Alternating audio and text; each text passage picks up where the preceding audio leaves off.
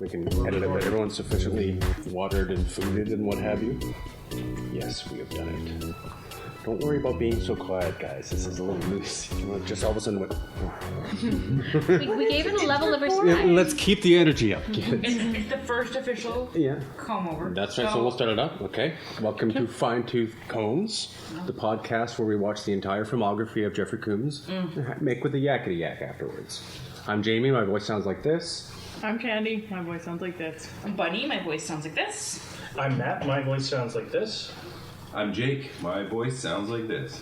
I'm Janine, my voice sounds like this. So we have the whole crew here this time for the first official time we've done this podcast. We've done 4 test runs because painful test runs. Yeah, because I'm obsessive and want to have at least decent sound for the first one. We watched 2 Beastmasters, Zardoz, and Pumpkinhead. So, before we get into the whole movie thing, why Jeffrey Combs? Why Jeffrey Combs? Well, I don't know, actually. He's just sort of like this B actor that I noticed early on in watching Reanimator and just sort of other movies, and I saw him all the time. He was in a lot of Star Trek series as well, too. Deep Space Nine, he played a few characters. He was in Enterprise. I think he had a character on Voyager. I don't know. I don't remember. Did he have a character in Voyager, Matt? Do you remember? I think... like a bit part? Yeah, I'm sure he's done at least one. He's so Star Trekky that he had... I think the rumor was that he was... Or the thing was he was in every modern Trek. Yeah, I think it was. He had a bit part in The Next Generation, too. So, he's basically jumped around throughout the genres that we all love. Basically, he's been in a lot of films, most famously The Reanimator. What romantic comedy has he been in? That would be The Reanimator. Yeah, there is cunnilingus in that, just not the kind you're expecting. What is it, Jamie, about Jeffrey Combs? He's very much a mouth actor, I think is what it is. Like, the guy is... He's never really chewing on the scenery, but holy fuck does he ride that line sometimes. He's in a lot of really good schlock. Like I said, Stuart Gordon, the director, the sort of horror comedy director. He's basically, Jeffrey Combs is his muse, the same way like Tarantino uses Uma Thurman. He'll use him whenever. So even if it's a bit part, he's in that. So there's been a lot of overlap between those 2 careers, which I like, and I'm weirdly attracted to him, to Jeffrey Combs, the way he talks and acts, and There it's we just go. There we go. I kind of want to That's fuck the him. truth. Yeah, I know this is kind of weird. Yeah, but there is that too. There's something just some actors you just can't get enough of their delivery, and he's totally. That kind of director. Shandy watched me do up my fly, and I did a little tap to let her know that everything's cool. Don't draw attention to it. So I remember when you approached me about this whole idea, a couple months ago or whatever it was, and I was like, Combs? Who's this Jeffrey Combs? See, and I got it immediately. Right. Because he was touching his crotch when he said it. I know. Ran it by me. Well, yeah, Buddy knows about my man crush on Jeffrey Combs, and actually, I thought about doing. Because I want to do a podcast with you guys, but I thought about there's lots of bad movie podcasts out there or whatever. Jeffrey Combs movies aren't necessarily bad. Like there's Frighteners, Reanimator is great in its own way. There's a lot of stuff he did with Lance Henriksen, like Pit and the Pendulum. Oh, there's movie. there's all sorts of stuff where he sort of skirts that line. So we're not always watching a movie terrible and ripping on it. We're watching B grade to Z grade movies starring a guy that we generally love. Yeah, but it's even that guy you generally love that you didn't even know you loved. That's the thing about Combs. Like, my point was like once you brought it up, like we're gonna do this podcast. Something for me was like, oh, who is he? So of course I see. I'm like, I have seen him a lot. You didn't realize you'd seen him. Right, he's in that movie, and He's that guy. Yeah, that's true. Yeah, and it's so actually I thought about Reb Brown, the guy who's in Space Mutiny, and you know. He's in a Predator ripoff. He's a great actor, but apparently someone else has already done a podcast where they watch the filmography of Reb Brown. So I was like, oh, who else could we watch? Jeffrey Combs seems like a good idea. He's got a pretty long filmography, lots of varied shit. We get to watch Fortress. We get to watch all sorts of rad movies. Yeah, I'm saving my best bits for Fortress. Oh my god, it's going to be great. Yeah, so let's do this. Yeah, so I guess the movie would be the first one where he actually has a speaking role or. He's an actual character. He was in a couple movies before this, very big parts. His characters didn't even have names. And Toll booth operator. Yes, exactly. And this is the first one, his horror debut, and his first one when his character has a name, which is 1983's Frightmare, which was directed by, he's got the most fucked up name. What's the director's name? Norman Thaddeus Vane. Thaddeus. He's a Bond villain, apparently. Yeah. He directs films and he ties super spies to like plates and tries to cut them open with lasers. But it's that is. I'm not sure if it was made. No, it was not produced by Trauma, but it was distributed by Trauma. That's how everyone That knows makes sense. knows about it. And does anyone here have a sort of a passing familiarity with Trauma and what they do? Do you guys know their? Yeah. No. Toxic Avenger. Yeah. They're low budget. Often produced on video, so the quality's really shitty. Yeah, Redneck Zombies is really bad, but really cheap effects. A lot of people describe it as surreal cinema because it's almost like an automatic writing way of making films. They just sort of it's shoestring budgets, like micro budgets. So they just, what happens, and sometimes it's great. Like there's certain things that they reuse over and over again. There's a severed leg prop that they use as a joke over and over again in their movies. And actually from Sergeant Kabuki Man, NYPD, there's a car explosion in that. And whenever possible, they use that footage of that car exploding in their other movies. It's sort of like, it's like the Wilhelm scream of Trauma. It's like so they make a lot of shitty stuff. And I didn't think I really liked them before, but then I realized, I'm so surprised by that. yeah, well, it's because it was cheap video, and I was seeing a lot of stuff that they distributed, that they just sort of collected. They collect a lot of independent films, Rabid Grannies, Redneck Zombies, and shit like that. And I really didn't like those movies. Were you? So much stuff that I loved, and when we came together, like, I was shocked because we liked so much crap, but didn't like Trauma. Yeah, but then you see the stuff they actually produced, like The Toxic Avenger, Class of Nukem High, also yeah, what's that? Isn't Kabuki Man is... Yeah, Sergeant Trauma Kabuki Man. Yeah, exactly. That's a great one. What the hell? Romeo and Juliet, which is James Gunn's director's the guy who did Slither and Super. That's his first movie. Yep. Lots of famous people and Toxic Avenger was huge. worked for Trauma. Yeah, so what the hell? J.J. Abrams did sound for Night Beast. Carmen Electra, Billy Bob Thornton, Sam Jackson, Vincent D'Onofrio, Kevin Costner. Star-studded. David Boreanaz, Trey Parker, Matt Stone. They distributed Cannibal. I was going to say, they did that themselves, though. So they've done a lot of Yes, stuff. yeah, exactly. So that's the thing. They distribute a lot of those films. So that's basically what Trauma has done. And you gotta, God bless them for doing it, eh? Carrying on that sort of Roger Corman, sleazy exploitation micro-budget cinema, which we just love. For What's up? everybody listening, why don't we just give a quick background as to who's all talking here? Yeah, no, I don't want to No, peek behind the let's curtain yet. Yeah, No peeking? I do not want these savages into my personal life. Maybe later. Maybe a little further down the line. I'm just not ready to love again, Jake. I do not want to open up to these people. All right. Just so, He just doesn't so even you know, open up to no, me. and nobody's listening, by the way. So I guess we should maybe get to this movie. Painfully so. So we watched Frightmare on YouTube because Trauma released much of their early catalog on YouTube, like a couple hundred or so. Hey, Gloria. And so we watched it. We tried to get another copy because I'm not opposed to file sharing, but they were all terrible copies. And that's saying a lot when Trauma gets more terrible. Like, this movie was very, like, just put it out there, it was literally hard to watch. Yes. It was so dark. It was a struggle. Yeah, it was. Yeah. Much like this movie. Much like this movie. Yeah. And the child is being... She's adding music. Soundtrack. Yeah. Sound production by Gloria. So I guess we might as well start with the beginning of Start at the Frightmare. The comb over. Yeah, so it starts off with Conrad Radzoff, right? Yes. CR. Our actor extraordinaire, and we mean actor. Oh Jesus, yes, does he act? Yeah, he's we see him just hamming it up. Gnawing on Yeah, the scene. taking out large pieces through the entire movie. It's just so much overwrought from this guy already. So we see him working in a commercial. He's like past his prime. Yeah, definitely. Yeah, he was like an old star of the. He was Vincent Price. Basically, Yeah. or Christopher Lee, character. which is funny because when they show footage of his old catalog, it's old Christopher Lee stuff because this guy kind of does have a Christopher Lee vibe. Yeah. Really early footage. I can't remember what the movies are from. Yeah, I can't either. Yeah, but he's shooting a commercial for shave gel. Did it even? Did it even tell us what it They was? didn't even say what the commercial was for. It was just a Yeah, commercial. it was an opening scene. Woman brushing her hair, sitting at the vanity. He sort of Dracula. vampire in through the window. Yeah. And, Yeah. apparently he misses his mark, and the director is pissed off at him for that.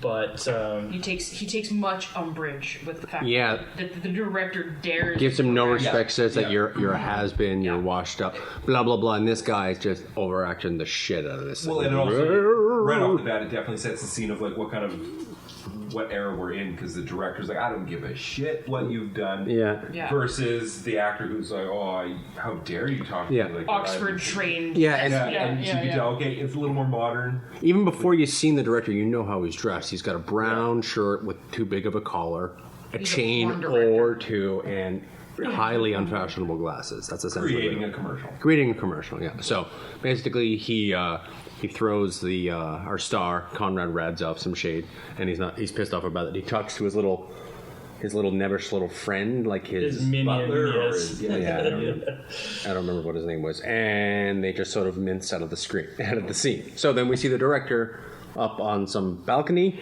going through scripts or some sort For of some shit. reason, straddling the railing. Yes. Yes. At which point he just Yeah. And we see Conrad push him off. With his cane. Yeah, he takes That's his right, cane. with his cane. His cane with a duck on it. Says nothing. Just Yeah. walks up to him. Yeah, pushes it off. People come to see what's going on. As somebody mentioned, not a single person looks up to see what this person. He's Conrad just standing there watching as all of these people are looking down at this thing, and that not a single person looks up to see where he's fallen, which is a natural human reaction, I would think. Oh yeah, somebody fell. Let's look up there. We all Oh noticed goodness, that. there's the person who pushed him. Yeah, Movie now there's a over. witness. Yeah, they just assume that he rose up from the ground, and they're like, "There's no point in looking up. I will keep my view below the horizon for the rest of this until the police arrive. Below the horizon." It's the Look, only- there's a dead body. Well, the we o- did learn later that he's psychic. I mean, maybe he's. Oh yes, yeah. He's not psychic. I think he's brought those back from the other side. Spoiler. Spoiler. Oh yeah. All right, so spoiled this fucking movie. next scene. Is he's at convention or he's being honored. By this film society. This is the first time where they show old footage of him, and it's just old Christopher Lee films. Yeah. And it's the society. This is Film Society are honoring him for being the last titan of horror film. We meet our protagonists are in the theater seats, a bunch of ragtag 20-somethings.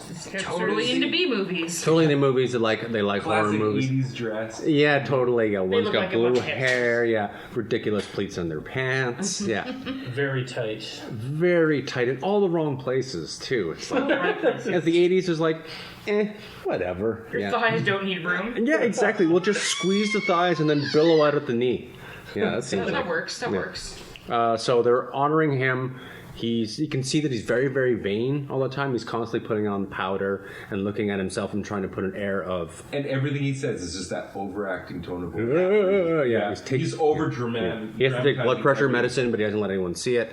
Goes out there, gives this long, well, it's not a long speech. It's like, I think it's only 5 words, but it takes him 25 hours to say them. Oh my God, it The took way this forever. guy just drags shit out, and he starts getting dizzy and faints. And everyone's like, oh my God. So one of the main characters, Meg, comes and gives him the worst attempt at CPR we've ever seen. I believe someone just straight up Single punch. Punches him in the chest. single punches him in the chest. I think we joked that she'll be pumping his legs next, but she does the hilarious CPR. He comes back, and then the scene abruptly changes to he's laying in bed with his Dracula cape. with his Dracula cape on. Yeah, they have him all perfectly dressed, but it does explain that right then. He's like, this is my death scene. I want it to be. Yeah, because perfect." he was so close to there. I wanted to be perfect. One last performance. So his nebbish assistant / lawyer guy, they're talking, and he's like, I want you to do all this shit. I don't know. I wasn't paying attention. Something to do with the coffin and filming and. He just had everything pretty much. Everything was ready to go. I don't know. I don't care. Yeah, it's so dumb. It just goes on and on. And then as he's doing this, he goes, and dies. And we're like, oh, fuck. Right, that's what he was he- talking is to he his dead minion. dead? his Yeah, brother. yeah. He's like, oh shit, he's died. And then the minion guy starts to do his little monologue for the next 15 minutes about how he never liked this guy and whatever. But turns out Conrad was faking it and For no strangles reason. him. Like, Yeah, we no, never understand the motive I don't behind all know. these He was fake out deaths. trying to catch him in it. does he strangle him? Secretly hating Yeah, he strangles him or With a pillow. He puts was- a pillow. The worst pillow It- smothering I've ever seen in it's my like life. Mr. Burns trying Yeah. to kill someone with Yeah, a pillow. He doesn't have the an body weight. infant could have pushed that pillow off. Yeah. Yeah. Yeah, so that's actually the first 25 million years of this movie is this guy almost dying and Killing then two kind people. of talking about it for fucking ever and then Does he actually die? Yeah, Then so he gets into the coffin by himself I and like then that uses we the don't cane even to know. like. Oh my god, okay, yeah, he so... struggles to the coffin to kind of indicate that like he's on his last Yeah, leg. Like yeah. he faked death so that this, knowing that his guy would, like actually verbalize his hatred towards him, kills him, and then prepares for his actual death. And Yes. crawls into the coffin, closes the lid with his cane. Yeah, so then we're at his funeral. But He's got a video. oh my god, this guy's so fucking vain. Yeah, he's got the Yeah, video. He eulogizes Video himself. He eulogizes himself, which is the most bullshit thing I've ever seen. His wife is in hysterics. And his psychic. He has his wife and his psychic Are there. And the film students are there. And this is the first time we get a really good glimpse at Mr. Jeffrey, looking that about jawline. 26 years old, weirdly ghoulish handsome. He's sort of like goblin hot, like Noel Fielding. Yeah, there's hot. something about it. Like the proportions are all wrong, but it still kind of works. But it's still so right. Yeah, and it's just like his first actual line is Bela he Lugosi. quotes Bela Lugosi directly from Dracula. That's Yeah. his first line, and he says it in such a strange, hammy way. It's weird. I don't know. They're talking about The wolves. How? yeah, and they want to break into his. They think this is his last great performance or what have you. So, Right, yes. So they get all drunk and they decide that they're going to go to the cemetery Yeah. and go into his mausoleum. Mausoleum. Oh fuck, Neon Mausoleum. Okay, which is the greatest band ever. So yeah. right outside the mausoleum, there's this flashing purple and blue alternating star that goes over and over and Neon, over. it's just a neon star. Yeah. Purple, blue. With his purple. name in it. Is that what it says? Not right at first. Later on, there's Later on, a wording. there's a wording. Yeah, Not but at at the first. beginning though, not. There's nothing. It's just a star. It's a classic but- graveyard, but it's classic got- mausoleum with a blinking neon. Yeah, So it's got like a fucking- two-phase neon thing where It's it's like so- pink and like Yeah. It's blue. like a nightclub, like a secret Yeah. nightclub. Exactly. It's Come to something you would see Chicago. on the Vegas Strip or on Bourbon Street, New Orleans. You walk in and the interior is like every terrible art gallery you've ever been in. It's like columns for no reason and like Greek white and- walls, yeah. and then a TV screen with neon around it. Which, Above his But it's, coffin. but Above it's his not coffin. really a TV screen since the technology to have a TV screen. Like So they that must have didn't just- exist. They green screened a TV on there. Yeah, they couldn't afford a green It's a screen. projector. Yeah, Oh, I'm fairly certain it wouldn't show up on film. So yeah, that's true. No, I'm saying in the the world of world the of- movie, Yeah. it was a projector. They couldn't afford a green But it screen. was like it was a teal it was a screen. motion sensor trip thing when the grave robbers came. He said, "If you steal, holy fuck, it's But just it's like him that would have been talking years forever." ahead of its time, right? It's like I couldn't pay attention. That was stabbing my eardrums. It was Yeah. just like him talking. yeah. talking. Honestly, I don't think anybody did pay attention to that. The fact is, he just said something to the effect of, It was Like- foreboding, like, "Yeah, I am an dare you overactor." to fuck with my It's like corpse? the Question mark? it's like the curse of the pharaoh sort of thing. Yeah, Yeah. you take and so they're like, whatever. So you think, oh, well, they gonna like draw faces on him? No, they take his whole fucking corpse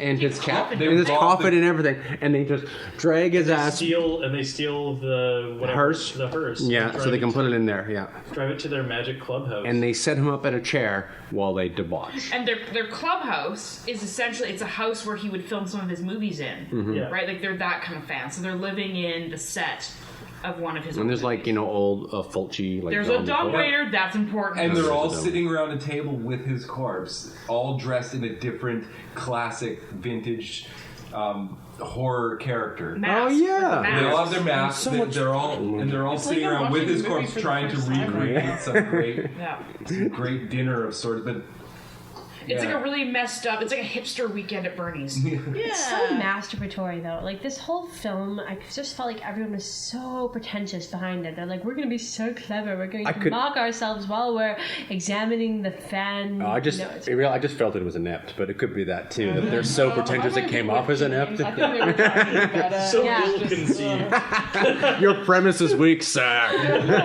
So they're having this dinner now that they've got the corpse back. And Oh they're yeah, playing Meg. games. Yeah. Meg. Oh I fuck. kind of learned their names a little bit. Yeah, there's basically it's a standard Meg, thing with Stu, three couples with and there's three Oscar. couples in green shirt. Yeah. Well, no. 3 couples and green shirt. Yeah. Token single.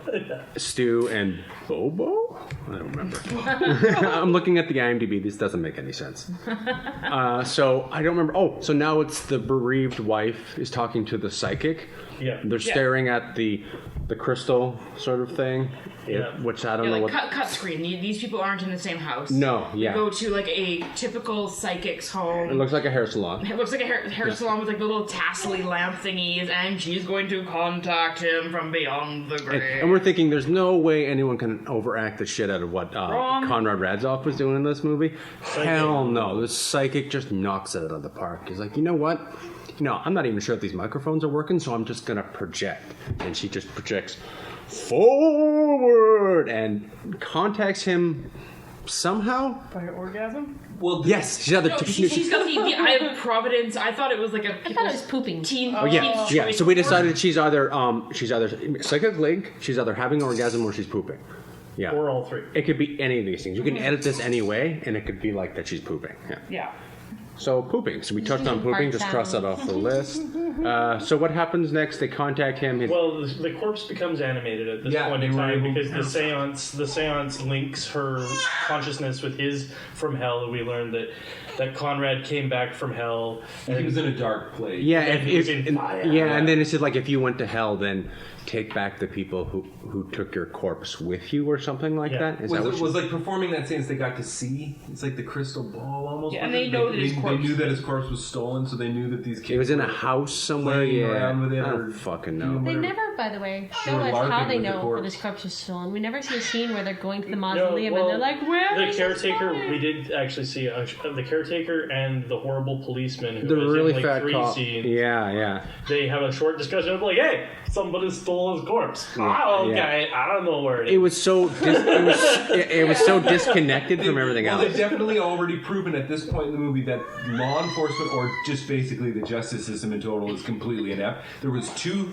solid murders that could easily be directed to Razorov. I can't remember his name. Oh, Conrad Radzoff. Razorov, and yet nothing happens. It's 2 just- murders. It's just Yeah. nothing happens. Yeah. His director died. Well, that from cop is balcony. massive. Like he's 5 years overdue on a massive coronary. It's unbelievable how he's chewing on a cigar, and I don't know. Is it supposed to convey that they're useless, or is that just the actor? That he looked familiar. I think swear. he's not going too far. He's not going to do any more work than he really has. Yeah. So, oh my God, fuck.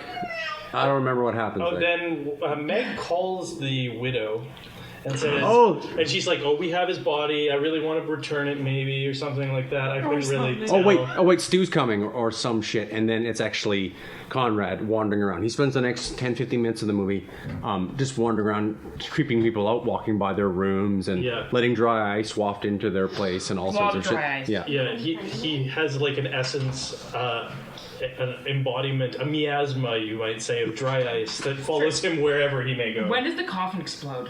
That happened when he was reanimated. Oh right. And then Buddy's like, "It's a ghost. The coffin exploded." But no, he's fine. No, he's fine. He's corporeal. It's weird. It doesn't matter. Like, so then he goes around. He begins to stalk the people. He kills a guy by like squeezing his face until his tongue comes I out. think it was Stu. Yeah. He crushes his head and puts him in the dumbwaiter. No, it's Oscar.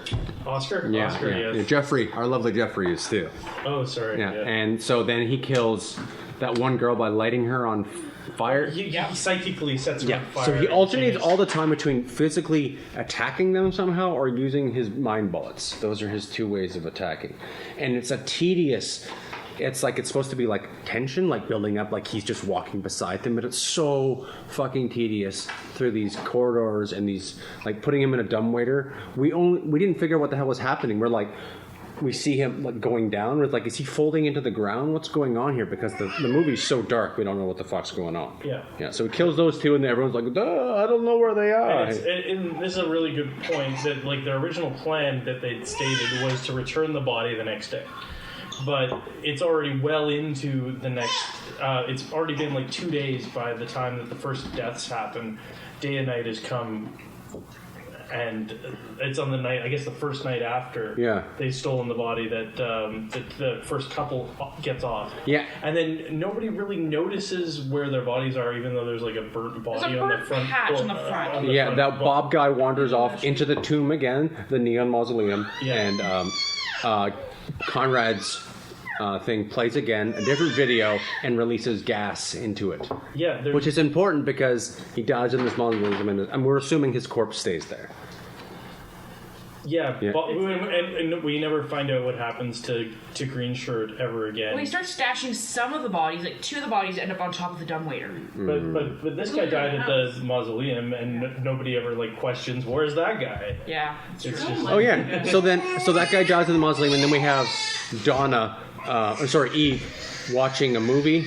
Yeah. And she hears like a voice or something like that, and she goes out there, and then the coffin. We surmise that Conrad he transforms into a coffin, and then he's a shitty vampire. He Yeah. doesn't turn into a bat. Yeah. He's kind of like a Japanese understanding of vampirism, so he turns into a coffin. and the coffin chases her around down the Slowly. stairs and gently smashes her head against the wall Gently. 2 or 3 times. It was definitely one of those scenes where it's like, just move out of the way of this very slow moving coffin. You'll be fine. Yeah, and it also clearly has no Y control whatsoever. No, Yeah. it So just if you goes went straight. really low. it's like trying to get away from a Dalek. They're all fucked up on stairs. You'll be fine, but no, she just basically stands there, and this thing gently and slowly just nicely squishes her skull. And then he transforms back into a man and puts her back with Oscar. Oh, although I like to think that maybe he stayed in the form of a coffin and then moved the body. So I imagine a coffin just dragging grabbed a the body. corpse and putting it into a dumbwaiter. And no blood, might I add. She got her head squished between what I think Not a was drop. I don't know if it a was rock squished. wall and the concrete. I Well, think she was just concussed, as Bunny pointed out. Yeah, but then she gets to the thrown on point top of of the death. dumbwaiter. Yeah, she was Dumbwaiter? concussed to Dumbwaiter? death. Dumbwaiter? Death by concussion. concussed to death. You- if he yes, you fell can. asleep. Yeah, so then now Meg, Just saying. Saint is that main character's name. I looked it up. Saint. Fuck if I know. The dude with the helmet hair. Yes. the chin. Yeah. Duran yeah. Duran. And Stu, they all decide that they're missing and they begin to panic. So Meg's gonna call the police. Yeah. Yeah, that's another thing. It feels like this should take the place over a course of an evening. It's like 2 or 3 days or something like that. Yeah. It's so edited. It goes night, day, And his hair night. changes. Who's that? The hair color of Saint, the main guy. Oh No, no, Conrad. Conrad. Oh yeah, it's on It's the like, black. it's like White, jet white, sometimes like all black. white, and then it's all black. It's like he dyes it for when he's on film. I'm fairly certain that they shot all of the flashback to like all of his like green screen stuff at some other time. Yeah, and different then- order. So that's why his hair. We forgot to dye the hair. I need to know, though. We don't have any Did this- budget left. Does this actor die later as a result of having his Oh, that's an inside joke. Beastmaster. Of course, we know that the Beastmaster first movie killed the tiger unnecessarily by using black dye. Yeah. Good callback, baby, to an episode nobody will hear. Okay, so Stu, our man Jeffrey goes inside, wanders on the dark hallways, we can't see shit, and his head gets cut off. Yeah, Oh, it's like Mr. Combs. Sad. Conrad uses like his psychic powers to Yeah, he's- sword him. Yeah, he swords him. Every time he kills someone, he has this really close-up scene of his face with 2 fingers pressed to his temples, like he's really. He's giving trying it to thought. scan him. Yeah, he's Which is trying to scan Michael the reason Ironside. he's in the movie, right? Why is that? Jeffrey Combs. He got the part to match the decapitated Yes, then the head. trivia that they had a decapitated head that was brunette. It's like, we need to cast a brunette. So that was one of the deciding factors. So these guys had lightning in a bottle, they didn't even fucking know it. Yeah. Yeah. I got Jeffrey fucking Combs, the greatest mouth actor that ever was.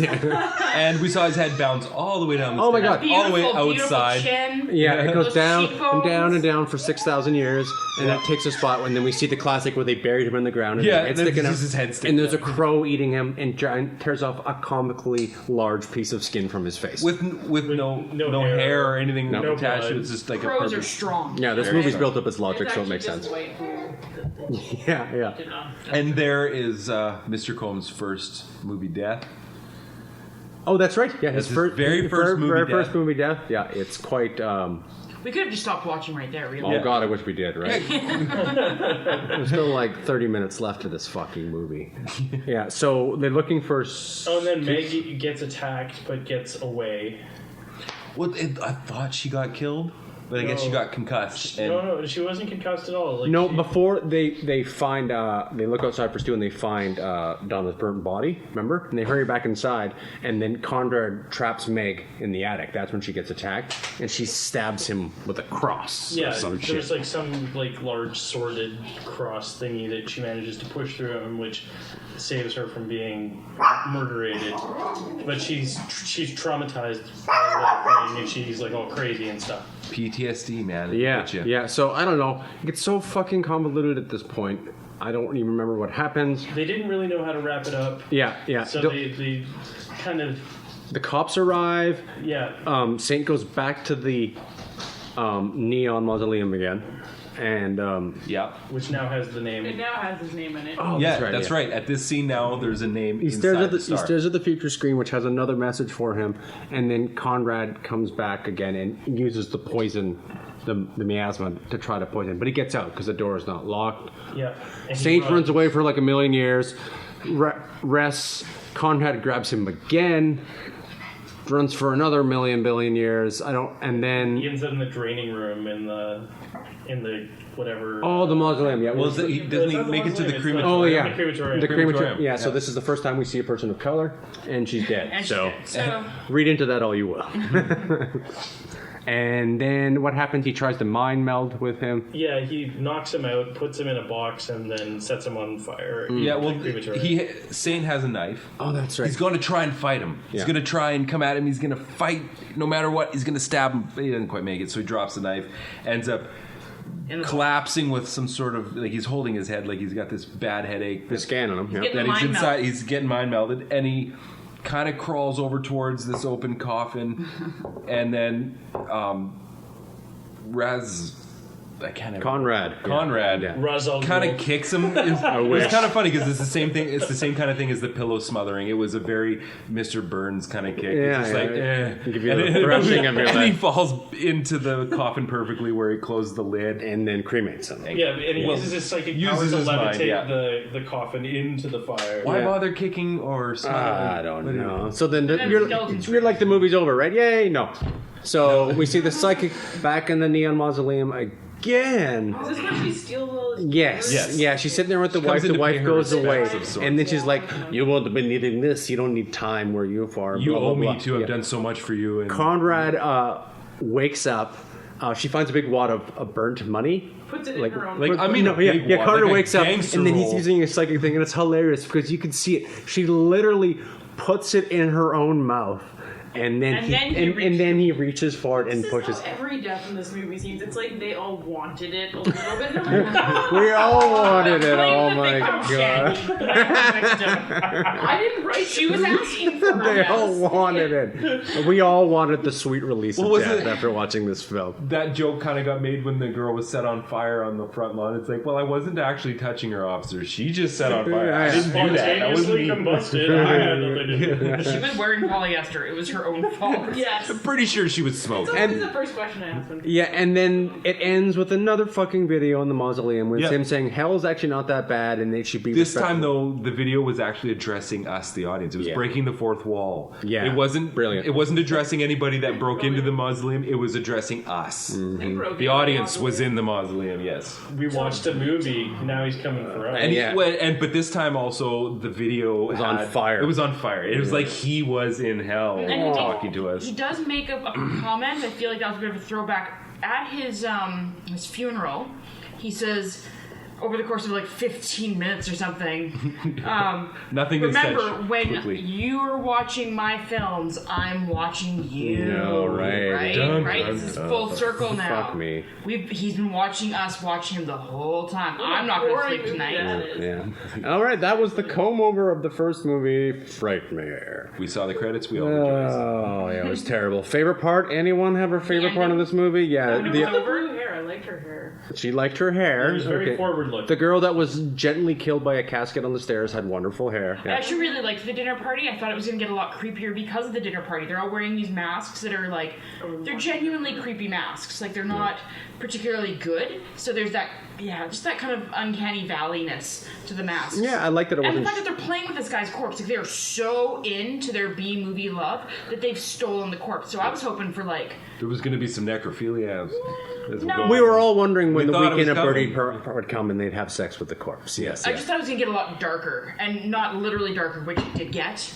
Yes. hard to see. The darkest movie I've ever seen But I was hoping it would just get, in terms of candlelight. yes. Fire your chroma guy. yeah. I think honestly my favorite part of the movie was when Hank made that really cute face, and then we all like tickled his belly and. Our son Hank. Oh, that's right. And that- didn't pay that- attention to that the had movie. Nothing to the movie. Yeah. Yeah. Other than the fact that it wasn't shot on terrible video, I think that there wasn't which barely made a difference. It was boring. The lighting so it was dark. so boring and just dragged. Comparison to any other movies, you guys think a movie like this that you liked? You saw like this, like this I sort have of one. someone who desecrates like a corpse and it comes back for its vengeance. Anything that really sort of jumps at you right now? I The can't. Mummy? The Mummy Yeah. is a better movie than this. Classic. You mean, of course, you mean Abbott and Costello meet the Mummy. Yeah. No, I mean like Brendan Fraser. Oh, Bosley. Parts 1 through a billion. yeah, that one The Mummy. had more character depth. That's It for sure. really did. So a rating? Would you guys rate this? What's our scale? I guess we should probably go out of 5. Severed heads. Yeah, 5 severed heads of Jeffrey Combs. How many would you give this? Like 1. So Bunny goes with 1. I was also thinking 1. Shandy? I barely watch any of it, so maybe 1.5. You don't have to suck Do you have a less? Do you think it'd have a lower rating if you watched more of it? Yeah. Okay, so the less you watch this film, it has. Well, you haven't seen this film, it's a 5. Yeah. I'm Drake? I'm gonna go with 1 as well. The music didn't grip me enough to give a shit about any scene. It was also That would have saved the it the for whole you. comic about it that would have kept me gripped was kind of over in the first little bit. I got the gist of it and trailed off. It's so hard to see. And your kid is so damn cute. Man. Yeah. He's distracting. Yeah, he does that. Distracting. Yeah. It's actually like I think overall it's actually not a bad premise for a horror movie. No. It's just really ineptly acted and ineptly shot, and the pacing's terrible. Yeah. I think Yeah. the pacing is the worst. Yeah. And Yeah. they Pacing clearly get really rid of does the kill it. best actor way too early. Oh, our man Combs. Yeah, and I'm leaning towards 2, but I think I have to give it a 1. I was thinking at least it's not shot on video, but as a movie, it's fucking tedious. Yeah. It is tedious. So I guess this is our section where we go, how Jeffrey is Jeffrey. How Jeffrey is Mr. Jeffrey Combs in this film. How Jeffrey is Jeffrey? Yeah, so Jeffrey is sort of known as the famous sort of mouth actor. He's sort of, Like a Jim Carrey face. He's very elastic. yeah, but he's not goofy. He's like I somehow, was thinking it was very creepy. I know, it's almost over the top. Like he skirts that line. He's obviously not in the same class as Walken, but there's something about that acting where it's like you see anyone else doing that, it's like that's fucking terrible. But when Combs does it, it's great. I think when he's doing his little hamming up stuff, it's pretty good. And there are some cool scenes where he's sitting around smoking, looking cool. Regardless of what you think about Jeffrey Combs, he just has this ability to look cool on film. And he's so young. Like I mean, I never really found Jeffrey Combs to be overly attractive. It's not that I find Mr. Combs unattractive. It's just not my cup of tea. But now that I've seen him as like 26-year-old, I'm like, oh, okay, yeah, See it. Yeah. I'd ride those cheekbones. Matt, how Jeffrey is Jeffrey? I don't think he's really given the chance to shine. He maybe has 5-10 lines in the whole movie. I would say this is just we're at maybe 2 out of 5. 2 out of 5 Jeffreys. right We now. got a scale into. I don't know how this is gonna go. We're just gonna keep going with it 2 and out see of what 5 happens. Jeffreys. That's a good number to work with. Yep. Well, like Reanimator is, that's balls to the wall, Jeffrey, and same with the Frighteners as Sorry, well. guys. So, yeah. I'm only comparing to the Frighteners because it's a horror movie. Yeah. And because he looks cool and kind of creepy. And given the amount of time he has to be Jeffrey, I would say he's pretty Jeffrey in this movie. Like, if there was more of him, I feel like The Frighteners is like 5 out of 5. Yeah. Right. So if that's our scale, this is maybe 3. I He mean, just- there's just not much of him. He's not a main Five. part, yeah, Yeah. but he does a pretty good job of.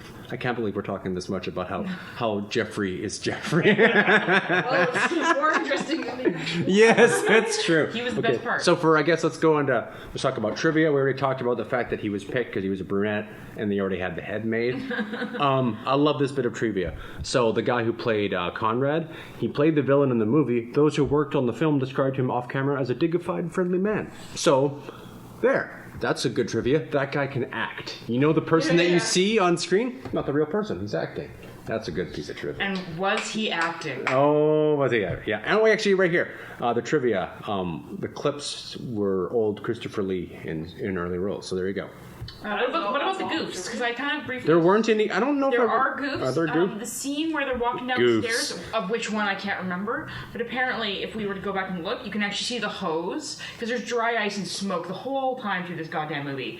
And at one point you can actually see the hose on the stairs. Yeah, that's what the goofs say. But I couldn't see anything in this fucking. I can see the actors' faces. So I'm supposed to see a hose. It's the whole thing is dry ice. Do you think it's because we watched it on YouTube? I don't know, but even absolutely, if we got a better copy. But the best copy I could find was was even worse than that. Like it's not a very popular. I think If this is not a popular yeah, film, weird, eh? But I think actually this is the best copy we're gonna get. YouTube definitely made the sound worse. There's something about movies streaming, especially on YouTube, where if Yeah. you don't mix the sound right, they're shit. So if you're gonna subject yourself to this movie, do yourself a favor, go to Trauma Online. buy the movie, Buy it. yeah. and just support Trauma because this movie is not worth actually purchasing, but Trauma is. Is there a Blu-ray of it available? I do not think so. It's all up there in the When they screen. try to sir. make Blu-rays of this movie, the Blu-ray machine is just like no. Yeah, Bombing it just out instead of a Blu-ray, it's just fog every time. Why does this keep happening? Yeah, so apparently there was supposed to be a DVD released in 2006, but who knows? The other titles to this movie were Horror Star and Body Snatcher. Why? I guess it was called Body Snatcher because he was literally like taking bodies and putting them on the dumbwaiter. And they They gotta call this movie They Dumbwaiter. snatched his.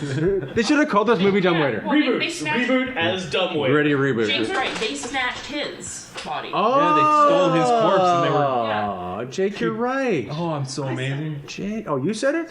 Let's Okay, so we're gonna split it between. We'll listen to the tape later, and Okay. I will do an addendum to see who gets credit.